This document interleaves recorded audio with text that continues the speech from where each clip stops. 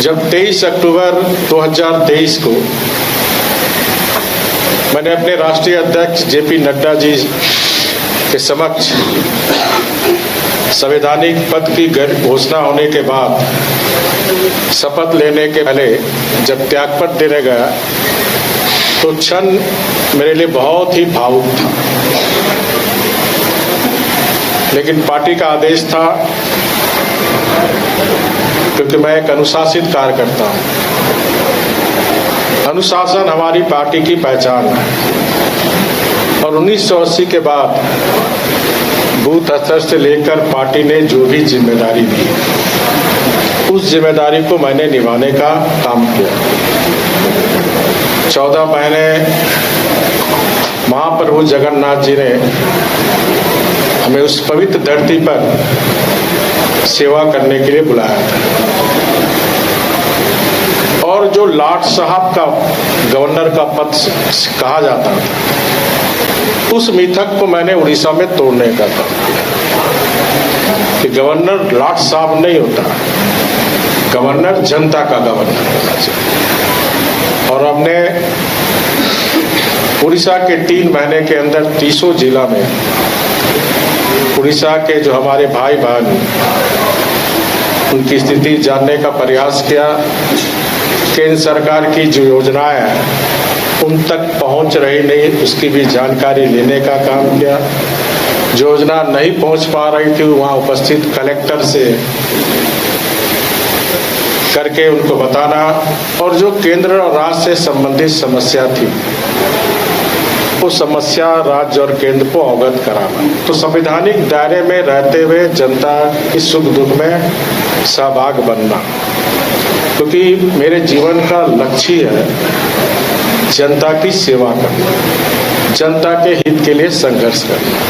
क्योंकि आप सबको पता है कि मैं एक बहुत मजदूर परिवार, स्वयं मजदूर रहते हुए पार्टी ने इतना सम्मान दिया, मंत्री, विधायक, मुख्यमंत्री, 4 ही पद महत्वपूर्ण होता है देश में। एक महामहिम राष्ट्रपति पद, दूसरा देश का प्रधानमंत्री, राज्य में मुख्यमंत्री, राज्य में राज्यपाल और फिर मुख्यमंत्री। तो मेरे जैसा छोटा कार्यकर्ता को पार्टी ने इतनी बड़ी सम्मान दिया, और वैसे पार्टी का फिर मैं सदस्य बनकर अपने आप को गौरवान्वित महसूस कर रहा हूँ।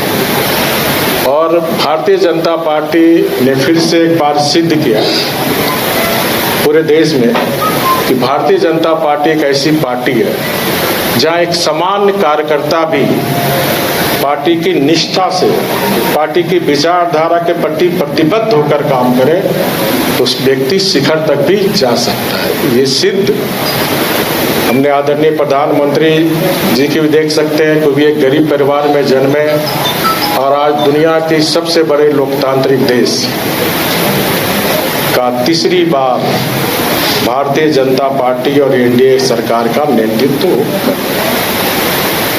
तो आज मैं काफी खुश हूँ, क्योंकि मैं मूलतः संगठन का ही कार्यकर्ता रहा और संगठन के कार्य करने में मुझे बहुत मजा आता है।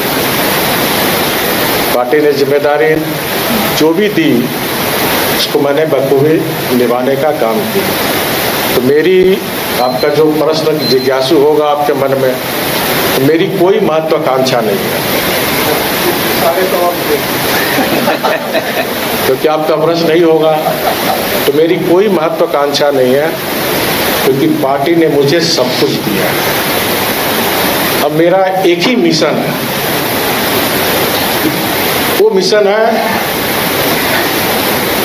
कि झारखंड की अस्मिता, झारखंड की संस्कृति, झारखंड की परंपरा पर चारों तरफ से हमला हो।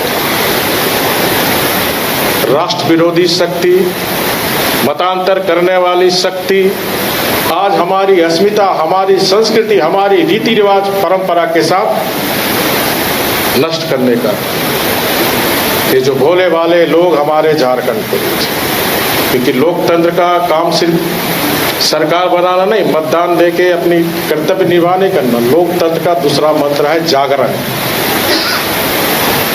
एक कार्यकर्ता की भूमिका अदा करते हुए लोगों को जगाना कि हमारी झारखंड की अस्मिता, संस्कृति, परंपरा पर जिस तरह चारों तरफ हमला हो रहा है, चाहे घुसपैठी का मुद्दा हो, चाहे धर्मांतर का मुद्दा हो, मैं सभी धर्म का सम्मान करता हूँ।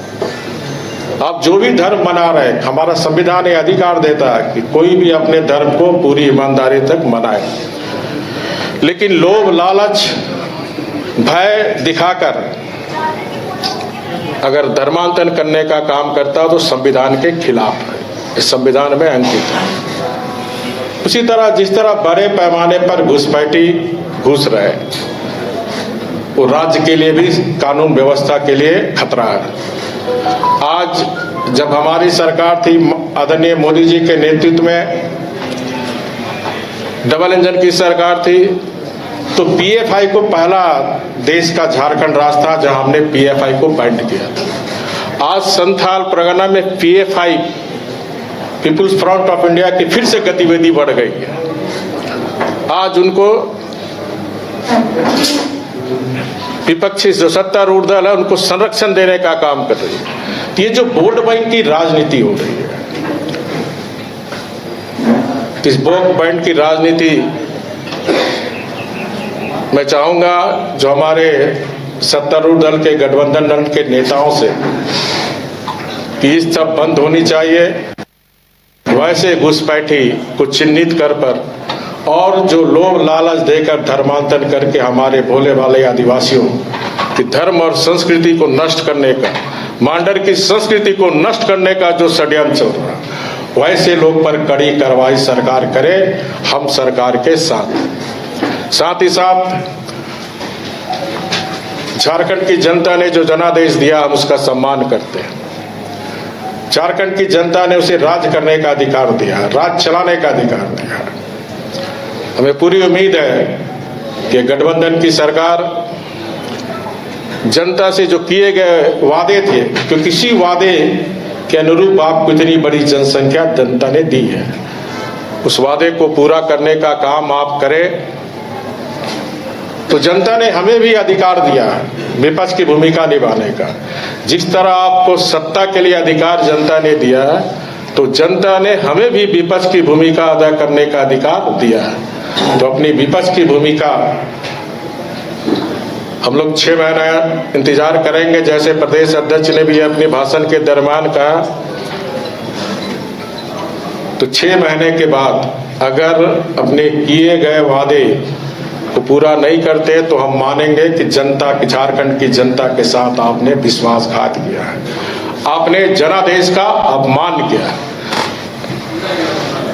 तो उसके खिलाफ भारतीय जनता पार्टी सामूहिक नेतृत्व में नीचे से ऊपर टीम वर्क बनाकर सड़क से लेकर सदन तक आंदोलन करके सरकार को मजबूर करने का काम आगामी आने वाले समय में भारतीय जनता पार्टी करेगी। और विशेष कुछ नहीं कहते हुए 13 जनवरी से महाकुंभ इस नए वर्ष में लग रहे हैं, तो आप सब भी महाकुंभ में स्नान करके आइए, पुण्य कमाइए। बहुत बहुत धन्यवाद। सर, आपका कांग्रेस का नहीं है, जो पार्टी को एक पद जिम्मेवारी देना चाहिए, कौन सा पसंद है? मुझे पसंद है कार्यकर्ता का। मैं एम्बेसडर हूँ, भारतीय जनता पार्टी का कार्यकर्ता एक एम्बेसडर है। एम्बेसडर का मतलब पार्टी का कार्यकर्ता ही संगठन और जनता से जोड़ने का काम हमारा पार्टी का कार्यकर्ता करता है। यानी जो एम्बेसडर की भूमिका होती है, वही भूमिका एम्बेसडर की भारतीय जनता पार्टी में कार्यकर्ता करते हैं। तो मैं झारखंड का भारतीय जनता पार्टी का एम्बेसडर बनकर काम कर सशक्त पार्टी, सशक्त भाजपा, फिट और फाइटिंग भाजपा, आगामी आने वाले समय में भारतीय जनता पार्टी सशक्त भाजपा, फिट और फाइटिंग भाजपा बनेगी। और जनता के हित में सरकार ने अगर जनता के साथ किए गए वादे का साथ विश्वासघात किया, तो सड़क से सदन तक सरकार को चैन से बैठने भारतीय जनता पार्टी के कार्यकर्ता चुप नहीं बैठे।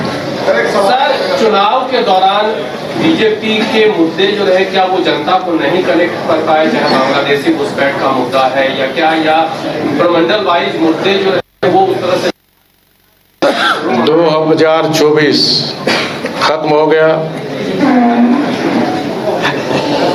तो अतीत से सबक लेकर इस नूतन वर्ष में, नई वर्ष में नई उमंग, नई ऊर्जा, नई उत्साह से हमें आगे बढ़ना है। बीते बातें से आ रही दिवाली है।